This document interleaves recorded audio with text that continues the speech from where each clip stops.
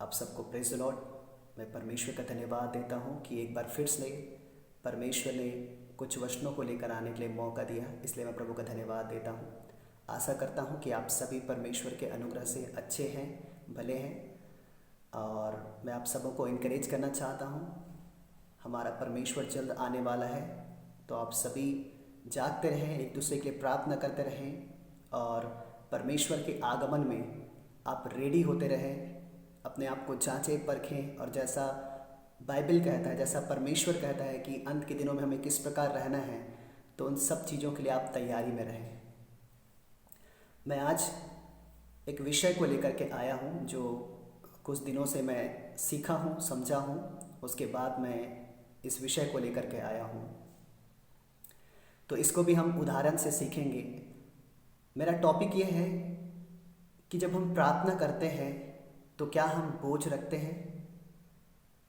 हम अपने लिए बहुत अच्छे से प्रार्थना करते हैं, अपने परिवार के लिए बहुत अच्छे से प्रार्थना करते हैं, अपने प्रियजनों के लिए जिनसे हम प्यार करते हैं, जिसे हम चाहते हैं, जो हमारे क्लोज होते हैं, उनके लिए भी हम बहुत अच्छे से प्रार्थना करते हैं। लेकिन क्या जैसे प्रार्थना हम खुद के लिए करते हैं, जैसे प्रार्थना हम अपने प्रियजनों के लिए करते हैं, क्या वैसे ही हम सब के लिए प्रार्थना करते हैं? जो बाकी लोग हैं, जो कलीसिया के हमारे भाई बहन हैं उनके लिए, जो और भी हमारे रिश्तेदार हैं उनके लिए, जो हमारे दोस्त हैं, मित्र हैं, उनके लिए, क्या हम उस प्रकार उसी बोझ से प्रार्थना करते हैं जिस प्रकार हम अपने लिए एक बोझ से प्रार्थना करते हैं?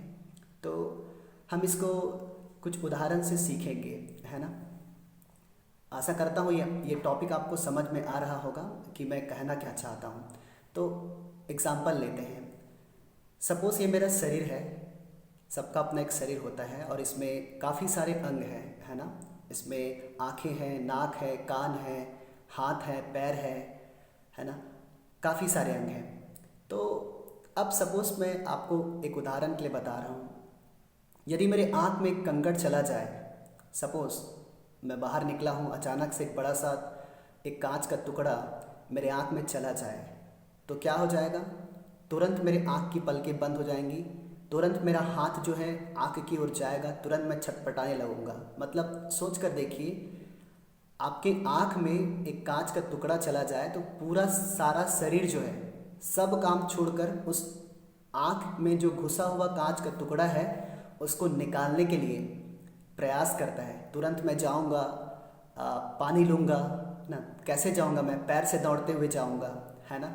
और पानी लूँगा, कैसे पानी लूँगा? हाथ के माध्यम से मैं पानी लूँगा। फिर पानी का छींटा मैं अपनी आँख में लगातार डालूंगा कि वो जो कचरा है या छोटा पार्टिकल, जो टेनी पार्टिकल मेरे आँख में गया है, वो बाहर आ सके। क्योंकि जब मेरे आँख में वो कचरा घुसता है ना, आँख में जब वो कचरा घुसता है तो वो आँख तो दर्द करता है, लेकिन उसके वजह से पूरा शरीर जो है वो अशांत हो जाता है, पूरा शरीर में खलबली मच जाती है और पूरा शरीर और पूरा जो माइंड है पूरा फोकस करता है कि कैसे भी करके मैं उस कचरे को बाहर निकालूं। और जैसे ही वो कचरा बाहर निकलता है तो हम वापस से रिलैक्स हो जाते हैं। आशा करता हूँ ये एग्जाम्पल आपको समझ में आया होगा। मतलब आँख में कचरा गया है, दर्द आँख को होना चाहिए और आँख को इसका ट्रीटमेंट करना चाहिए, लेकिन इस आँख में जो घुसा हुआ कचरा है या इस आँख का जो दर्द जो आँख में हो रहा है वो पूरे सारे शरीर में महसूस होता है और पूरे शरीर के सारे अंग उस कचरे को निकालने के लिए जुट जाते हैं, भिड़ जाते हैं। और जब तक वो कचरा नहीं निकालता तब तक ये शरीर के अंग चैन से नहीं बैठते हैं, ठीक है। तो ये मैं उदाहरण बताया हूँ ताकि आपको इजीली समझ में आए, और ये बाइबल में भी एग्जाम्पल है।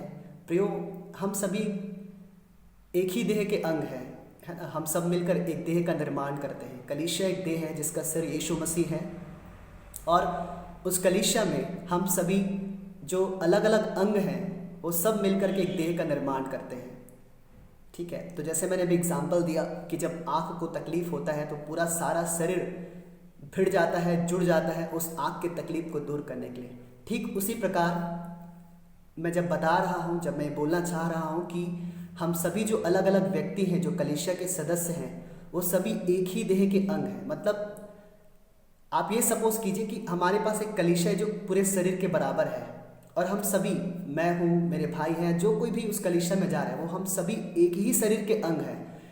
मतलब यदि एक व्यक्ति को प्रॉब्लम होता है किसी भी बात के लिए, है ना, चाहे वो आत्मिक बातों के लिए प्रॉब्लम हो उसको, चाहे वो शारीरिक बातों के लिए प्रॉब्लम हो, या किसी बात से वो दुखी हो या उसको तकलीफ हो, तो हमें करना क्या है।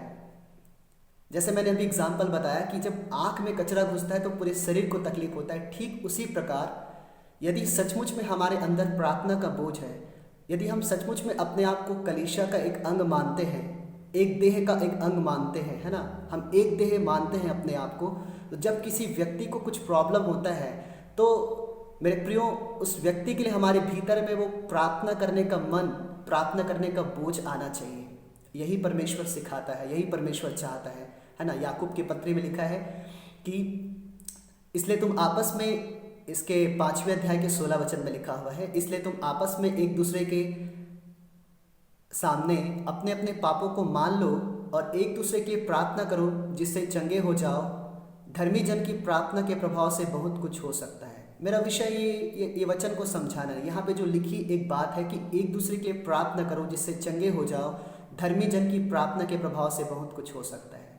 कहने का मतलब मैं बताना चाहता हूँ मेरे प्रियो, जब भी हम अपने कलीसिया के लोगों के लिए प्रार्थना करें, कोई भी विषय हो, चाहे वो रोगी हो, बीमार हो, कोई बड़ा मेजर प्रॉब्लम से गुजर रहा हो, उसे डिप्रेशन हो या किसी बात में वो असफल हो रहा हो, यदि उसके एग्ज़ाम्स के लिए प्रार्थना करना है या आत्मिक बातों में वो गिर रहा है, आत्मिकता में कहीं पे मिस्टेक कर रहा है या कुछ मिस्टेक कर रहा है, तो हमें उसे अपने ही शरीर का अंग मानना है। और उसी प्रकार जैसे हमारे आँख में कचरा गया, जो हमें दुख होता है, खाली आँख को दुख नहीं होता, वैसे ही हमें उसके लिए वो प्रेम रखना है, वो बोझ रखना है और वैसे ही उनके लिए प्रार्थना करना है। क्योंकि बहुत बार होता है, आप देखिएगा जब व्हाट्सएप ग्रुप में भी हमारे पास प्रार्थना विषय आता है किसी भी व्यक्ति के लिए, है ना, चाहे वो कलीसिया का हो या कलीसिया के बाहर का हो, तो हम क्या करते हैं, एक सिंबल लगाते हैं प्रेइंग करके, ये हाथ जुड़ा हुआ एक सिंबल हम भेजते हैं और बहुत बार वो सिंबल भेज देते हैं, लेकिन हम उनके लिए प्रार्थना नहीं करते।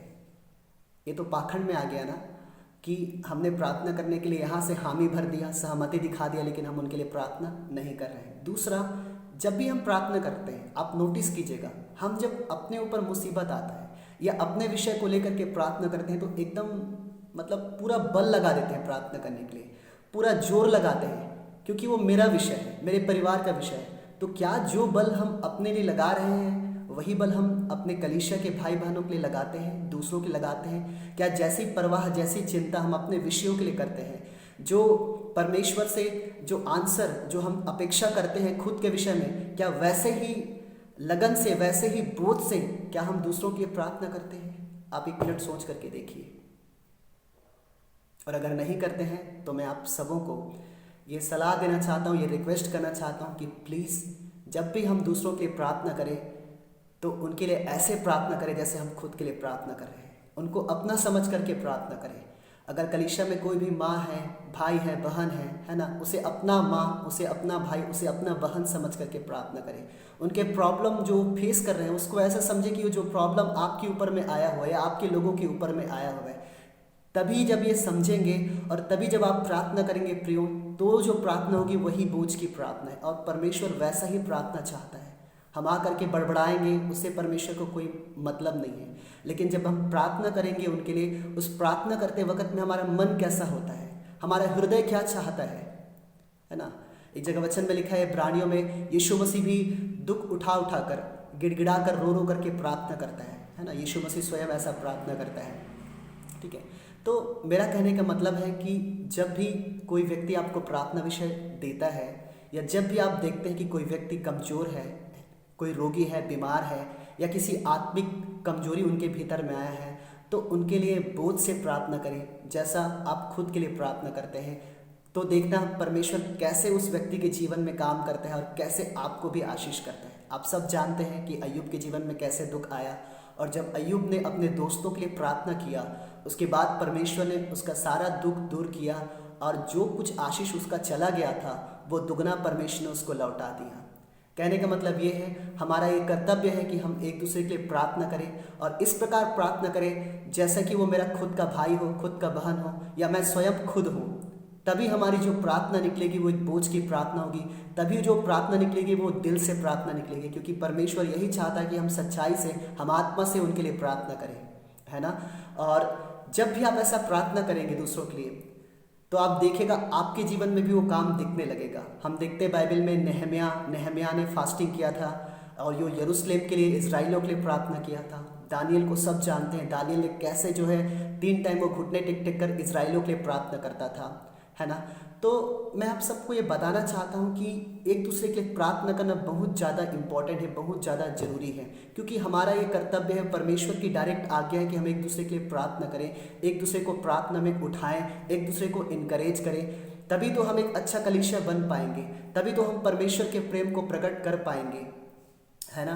तो आशा करता हूँ कि ये चीज़ आपको समझ में आया होगा कि जब भी हम प्रार्थना करें तो ऐसे प्रार्थना करें जैसे वो हमारा ही प्रार्थना विषय हो, जो हमारा ही भाई या बहन हो या मेरा ही वो विषय हो। तब जब आप प्रार्थना करेंगे वो प्रार्थना दिल से होगी, हृदय से होगी। और जब ये प्रार्थना करेंगे आप देखिएगा आपके अंदर में क्या चेंजेस आता है। परमेश्वर का एक फेवर, परमेश्वर का एक शांति आपको महसूस होगा। और जब आप दूसरों के प्रार्थना करते हैं, वो जो प्रार्थना की आशीष है वो आपके ऊपर में भी आएगा। मैं इसको उदाहरण से नहीं बताऊंगा, आप खुद जब ये करेंगे आपको समझ में आने लगेगा, क्योंकि आपको मालूम है कि यीशु मसीह भी तो यही किया है। हम जब पढ़ते हैं बाइबल में देखते हैं यीशु मसीह कितना प्रार्थना करने वाला था। सबसे अधिक उसने क्या किया? प्रार्थना ही तो किया, है ना। हम देखते हैं कि वो कैसे जंगलों में एकांत में जाकर के प्रार्थना करता था, पहाड़ों में जाकर के वो प्रार्थना करता था, दूसरे पहर तीसरे पहर प्रार्थना करता था, सारी रात जाकर वो प्रार्थना करता था। और अभी भी वो स्वर्ग में पिता के दाहिने बैठकर हमारे लिए वो विनती कर रहा है। इसलिए तो उनका नाम दिया गया है याजक, महायाजक करके। तो हमारा स्वभाव कैसे होना है? यीशु मसीह की तरह होना है। यीशु मसीह भी जब वो प्रार्थना करने वाला था, इतना वो प्रार्थना किया, तो हमें भी उन्हीं के समान प्रार्थना करने वाला बनना है। क्योंकि मैं आप सबको बताना चाहता हूँ कि हम भले किसी को कपड़ा ना दे पाएँ, खाना ना दे पाएँ या कुछ बड़ा वस्तु ना दे पाएँ, लेकिन जो प्रार्थना है उसे आराम से कर सकते हैं। प्रार्थना ऐसा होता है कि एक छोटा सा बच्चा जो क्लास 5 में है वो भी कर सकता है। क्योंकि प्रार्थना के लिए क्या चाहिए, है ना। आपका एक दिल चाहिए, आपका एक जुबान चाहिए, आपको परमेश्वर के सामने घुटना टेकना है ना। यही तो बस चाहिए प्रार्थना के लिए। अलग से आपको कुछ पैसा या कुछ ऐसा वस्तु की ज़रूरत तो नहीं है। तो मैं ये बताना चाहता हूँ कि प्रार्थना वो चीज़ है जो हर एक व्यक्ति कर सकता है, जो बच्चा भी कर सकता है। इसलिए मैं आप सबको इनकरेज करता हूँ कि एक दूसरे के लिए प्रार्थना करें। और जब भी प्रार्थना करें बोध से प्रार्थना करें। ज़बरदस्ती व्हाट्सएप में ऐसा सिंबल बना करके मत भेजें। यदि आप प्रार्थना नहीं कर पा रहे हैं तो सिंबल बना करके मत भेजिए, है ना।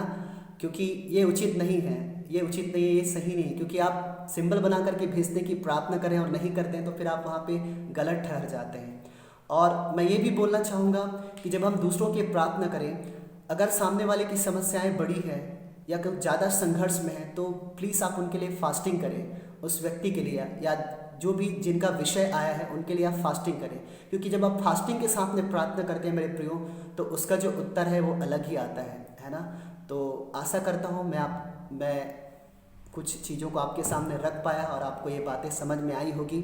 और मैं फिर से रिपीट करता हूँ कि हम एक दूसरे के लिए प्रार्थना करें। जब भी प्रार्थना करें बोध से प्रार्थना करें, जैसे कि वो हमारा ही विषय हो। और हो सके तो हम फास्टिंग करें, उपवास करें। क्योंकि यीशु मसीह भी हमारे लिए प्रार्थना किया था, उसने चेलों के लिए प्रार्थना किया था। और यीशु मसीह विश्वासियों के लिए प्रार्थना किया था और अब भी हमारे लिए वो प्रार्थना कर रहा है। तो आप भी यीशु मसीह की तरह बने, कि सच्चे दिल से प्रार्थना करने वाले बने। तभी आप परमेश्वर के प्रेम को अपने प्रार्थनाओं के द्वारा प्रकट कर पाएंगे। ओके, मैं विश्वास करता हूँ ये सब्जेक्ट आपको समझ में आया होगा। प्रभु आप सबको बहुत आशीष करे।